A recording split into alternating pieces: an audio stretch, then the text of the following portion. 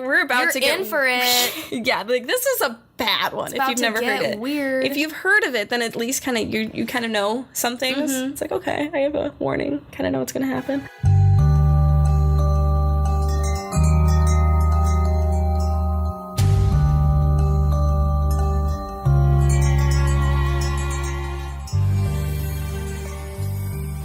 Hello, I'm Skye. And I'm Rachel. And welcome to Histories, Mysteries, and Conspiracies. Today, I'm talking about the unsolved mystery of the Black Dahlia murder. Now, Rachel just told me, like half a second before I started recording, that she does not know anything about this. So you don't know... No, I didn't do the reading. I'm sorry. I didn't read the assignment. I didn't do the assignment. No, that's good. That's good. Because that'll make this even more fun. So you know nothing. Have you heard of it though? Have you heard the Black Dahlia murder? Like, if that I say term no, being are thrown around? you gonna like kick me out of your house? No, I'm just very excited. Okay, so yeah, I'm experiencing this genuinely with you, dear listeners. This is real time. Okay, I'm gonna start with like not at the very beginning, but I'm gonna start kind of in the middle. You'll see what I mean. Okay, I think I can handle it. On January 15th, 1947, a woman and her child were taking a walk in Los Angeles. This was in a neighborhood, and they were just going to like a shoe store, and they stumbled upon the body of a young woman in an empty lot. Oh. The woman was naked and cut cleanly in half. And it was super close to the sidewalk, and it was posed in such a way that the woman who found it thought it was a mannequin. In addition to being cut in half, there were numerous cuts and other mutilations, including like the cuts from the lip to like up the cheek on both sides. But there was not a drop of blood at the scene. And the woman was 22-year-old Elizabeth Short. She was dubbed Black Dahlia by the press because she usually wore black clothes and she has black hair. And there was a movie out around the same time with a similar name. So let's talk about Elizabeth Short. And I just have a couple of questions. Go for it. Okay. Do it. One, I'm so sad that you guys couldn't see my face because I could feel how ridiculous it looked as you were saying all that. I do think I have heard of this. Also, when she was cut in half, we were talking like hot dog, hamburger style. Hamburger style. So it was like probably belly button area. Yeah. Yike. Yeah. Okay. Because I was like, maybe hot dog style. Maybe he was just trying to get some anatomy stuff going on. But no, that's weird. That's useless. It's a useless cut. There's a crime scene photos if you ever get curious. I think I probably will for the sake of our discussion, but I'm gonna hold off for a minute. And that's please continue. Okay. So that first part is from FBI's website, FBI.gov, and this next part is from straight up from a federal website. Yeah. Okay. Because they had to help in the investigation because the LA Police Department ran it, but because it was like so crazy and everybody heard about it like immediately, there was a lot of pressure, so FBI decided to help them out. Another part of this information is from this website ran by UNC, which is dedicated to the Black Dahlia, which is really interesting to me. So, which is blackdahlia.web.unc.edu. Really easy, rolls off the tongue. Okay, so about Elizabeth Short. So she was born July 29th, 1924 in Hyde Park, Massachusetts. When the Great Depression hit, her father, whose name was Cleo, abandoned his wife and his 5 daughters. And then Phoebe Short was Elizabeth's mom. And so this website says that Phoebe Short faked the dad's suicide. So she drove his car to this bridge. I've seen other sources that say her dad did it. Like he drove his car there and faked his suicide. So somebody faked his suicide along the lines. So he was still alive? Or he was still alive, but the kids all thought he was dead. Oh. So, yeah. Yikes. And they didn't talk for a while, and then one day Phoebe received a letter from him, and he was like, I'm living in California, why don't you come live with me? And she was like, nope, I'm done. What? And kind of sociopathic. I know you thought that I committed suicide, but I didn't. Come visit. Come hang out. It's almost Christmas, so yikes. Anyway. And the family was really struggling because it was just the mom and these 5 kids. Oh my so the only thing they could really afford was to watch movies. So Elizabeth became fixated on the movies. And some people from her growing up just said, she basically was like a movie star. She had 4 different statements of people talking about her said she had this walk that was it was nothing you'd ever seen before. Like some people said if you put something on her head, it would just balance there and stay there. And it wasn't force, it was just who she was. Poise. And she was so beautiful. and like graceful and just like an amazing person, like perfectly meant for the movies. Now, after a few years, Cleo got in contact with Elizabeth, and they were writing letters back and forth, and he told her to move to California with him. And because she wanted to be a movie star, she was like, yeah, I will. So she headed there in 1943. When she was living in Massachusetts, she was working as a waitress usually. And when she moved to California, she was like, I don't want to work as a waitress anymore. I just want to focus on being a movie star. So I'm not going to do that. The dream. Yeah. I don't want to work. I just want the things that I just want to be this person. That's rude of me. But well, all she did was party, and she didn't really work. And her dad got super fed up with her, and so he kicked her out after just a few months. And on September 23rd, 1943, she was out with some friends at a restaurant, and she was underage at the time, so she was booked and fingerprinted but never charged. And the police just sent her back to Massachusetts. But that is important because that booking contributed, and also she applied for a job like 6 months later working for the government or something. Those fingerprints are what contributed to identifying her body. So after she died, they couldn't like, because her body was like super mutilated. Mm-hmm. The FBI had to step in because they could do fingerprinting while the LAPD couldn't. Oh, so that was part of what they did. So they had to like this was like the first time that like all this major forensic technology was used. Yeah. So it was really interesting. She eventually went back to California and went to Hollywood. And when she was there, she met she like had these on-off relationships with a bunch of military men. And a few of them just kept getting shipped off to war and all this stuff. Dear. So this was her life during this time. She was dating men because she wanted to get married because she was like, well, if I get married, I'll have money. Logic. Hey. Oh, dear. And so she also moved around from like Massachusetts visiting family to Miami to California, went all the way around. So she even fell in love with somebody named Major Matt Gordon. And he unfortunately was killed in action. But before that, he told her, he's like, I'm going to marry you. I promise. But after he was killed, she changed. So some things were that people are saying like she was lying, and she said, well, we were married and we had a child, but the baby died in childbirth and all this stuff, but there wasn't anything or any witnesses to back all these claims up. So it sounds like she was very distraught by his death and maybe had a little bit of a meltdown. Yeah, definitely. That's tragic. Sure. So she recovered a little bit, and I don't know, I think she was in Miami during that time that happened, but she went back to California. And she talked to one of her friends who was Gordon Fickling, who was also an ex of hers. Mm-hmm. But she went back to California, and she left LA on December 8th, 1946. So remember, her body was found January 1947. She went to San Diego. Before she left, she was staying with Mark Hansen, and he said that she had been super worried about something, and she was like acting really paranoid and saying all these weird things. And when she went to San Diego, she was working for a family, but she continued late night partying, dating habits, all this crazy stuff. And a lot of what happened after she died was a lot of the press kind of made her out to be just like a slut. Like they were like, oh, she was with all these men. She was kind of asking for it. No wonder she got murdered and mutilated. Wow, what an extreme situation to say that she was asking for.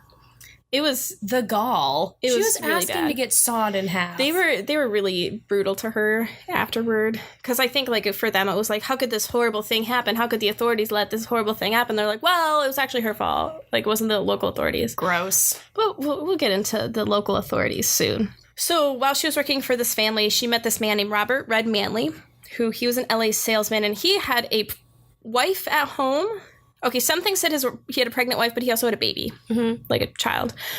But he was in love with Elizabeth, and Elizabeth was in love with him, but they never slept together, according to him. And on January 8th, 1947, he was giving her a ride back to the house she worked at. But what ended up happening is they ended up having a party that night, and he paid for a hotel room. Then on the morning of the 9th, the next day, Manley had a meeting. So he returned to the hotel later in the day to pick up Elizabeth, and then he brought her to the Biltmore Hotel in Hollywood so she could meet up with her sister. So he drove her there, but then he left, and when he last saw her, she was making a phone call. So Manley and the employees were the last people to see Elizabeth alive. Mm-hmm. So there's that. Now, going back to her being dead thing. Okay. So more like a jump forward, I guess. yeah. When they found her body, she was lying on her back with her arms straight over her shoulders and her legs were spread in a twisted way of seduction. There were cuts and abrasions across her body, and her mouth had been sliced to extend her smile from ear to ear. Investigators believe she had been tied down and tortured for several days due to rope marks on her wrist, ankles, and neck, and she was cut in half just above the waist.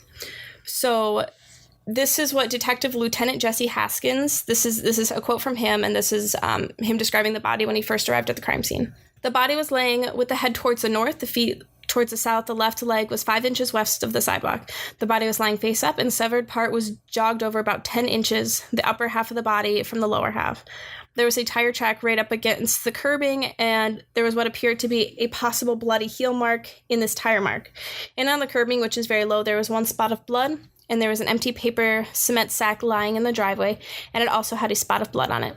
It had been brought there from some other location. The body was clean and appeared to have been washed.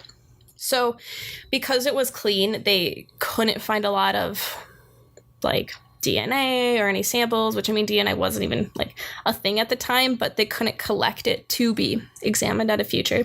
And, like, everything was washed. So, Ew. They couldn't, like, look at stuff. There wasn't anything else on her body. Mm-hmm. And because this was so horrific, a lot of people wanted to, like, gawk at it. So people came from all over, like, we're trekking across this crime scene, and so were police officers, and it just made it really hard to investigate the crime scene. And the official cause of death was hemorrhage and shock due to concussion of the brain and lacerations of the face. Oh, dear. So this is... So they cut her face, like that smile before she died? Like she was still alive when Yes. Oh, gosh. Yeah. So this is actually something that was on that same website when it was about, like, who was the person who did it. And I want you to listen to this quote. The investigators in the Black Dahlia case had two main theories on Elizabeth Short's killer. One was that Elizabeth had never met the killer before her death, and the other theory was that she knew him beforehand. So that's 100% of people. Exactly. That is 100% of like, all of the people on the earth. I read it twice, and I'm like, that is... Oh, dear. That is literally... what is the third option? Okay, so because the case was so complex and because she, like, had this nightlife and she knew so many people, they had to treat basically every person as a suspect. Wow. And because the scene was so clean, but also tarnished by onlookers. And in 1947, the police had eliminated a list of 75 suspects. And then in December of 1948, the detectives had considered 192 suspects in total. So, and also about 60 people confessed to her murder, but only 22 were considered viable suspects. What? Wait, how many people confessed? 60. 60 people? Mm-hmm. People are crazy, man. That's weird.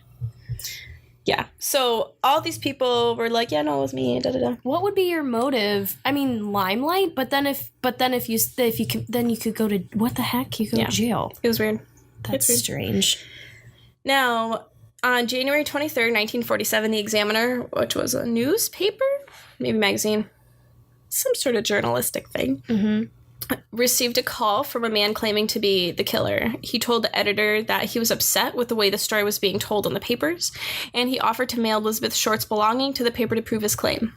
A little while later, the Examiner received a package in a letter formulated from magazine clippings, like the super cliche the ransom note style. Ransom note thing. Mm-hmm. And this is he actually... invented it. He did. The pioneer. It was like the only time, like one of the very, very, very few times in history this actually is a thing. That's spooky. Isn't that crazy?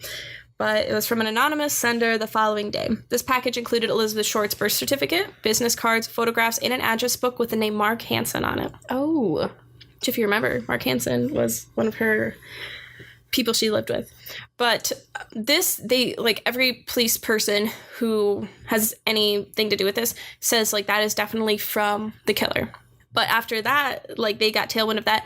They got a bunch of letters and a bunch of more similar things from just random people. Like how 60 people admitted to the murder. It was just random people sending in these letters pretending to be the killer. But this is the one that they're like, yes, this was the killer, obviously, because he's giving, like, her birth certificate and all these other things. Where did he get it, though? Like, people don't carry their birth certificates Exactly. around. I don't know. It's weird. I mean, maybe they did at the time. I don't know.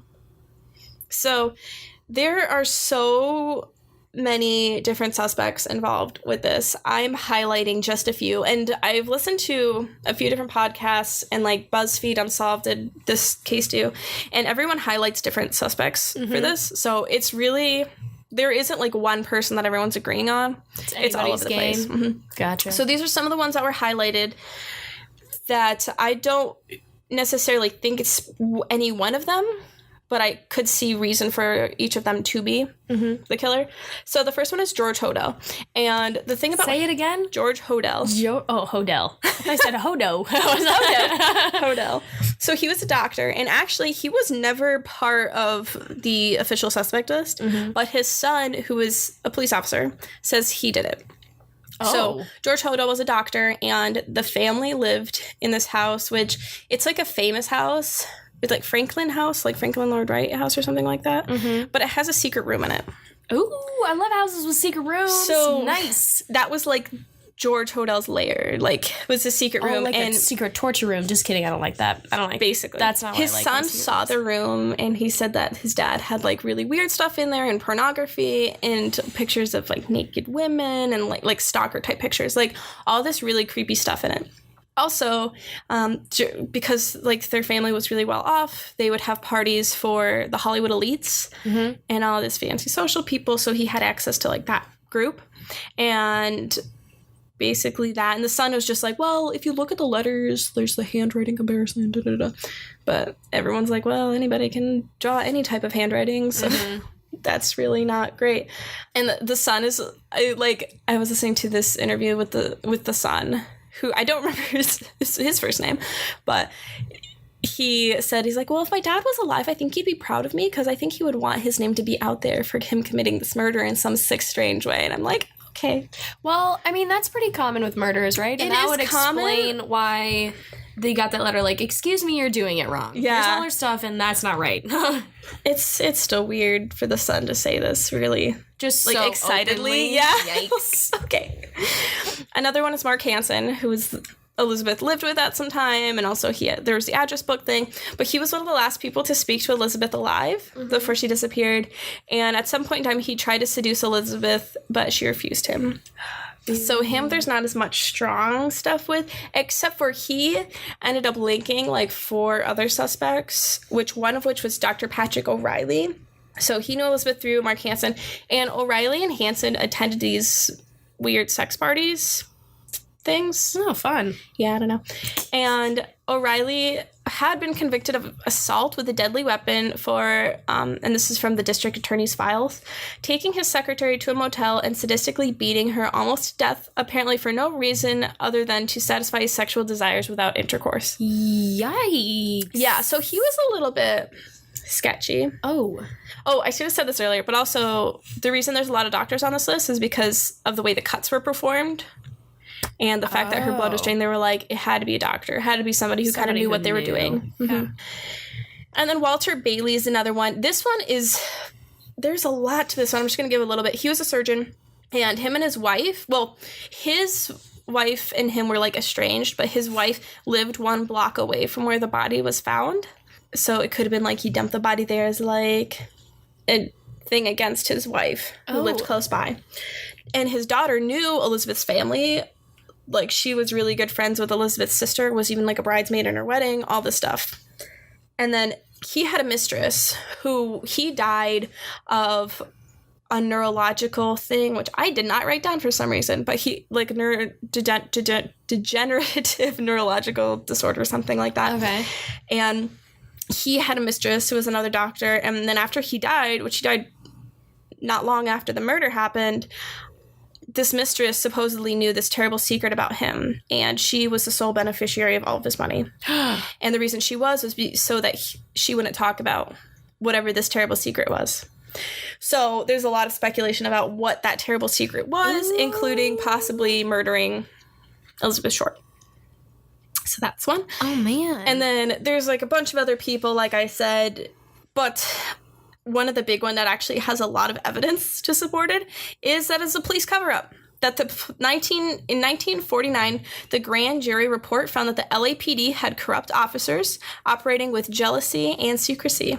And this resulted in a complete shakeup of how the LAPD operated. Oh. So during this time, like, they think that the LAPD knew who did it, but it was they like were scattering it on purpose. like it was either one of their own or it was somebody who, like, I think I don't know if it was any of the suspects I listed, but one of the suspects actually was married to, like, a police officer's daughter.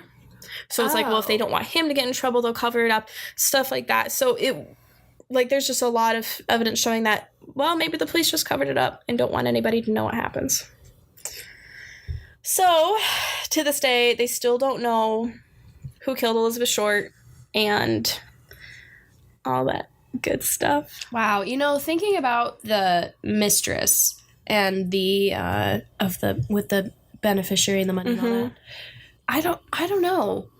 I feel like there's not a price. At least I would like to say there's not an amount of money that would prevent me coming forward for something like that. Especially after he dead, girl. He gone. Then you can just come on and be like, by the way, while I'm sitting comfortably here in my mansion, let me tell you about this terrible thing. Oh, gosh. Oh, unless that, I don't know, would that get her in trouble? Would then she be probably, some kind of an because accomplice? No, I don't know if it would be accomplice. It was definitely obstruction of justice. Wow. Well, I don't know. That's... Do you want to see the crime scene photos? A little bit. Here.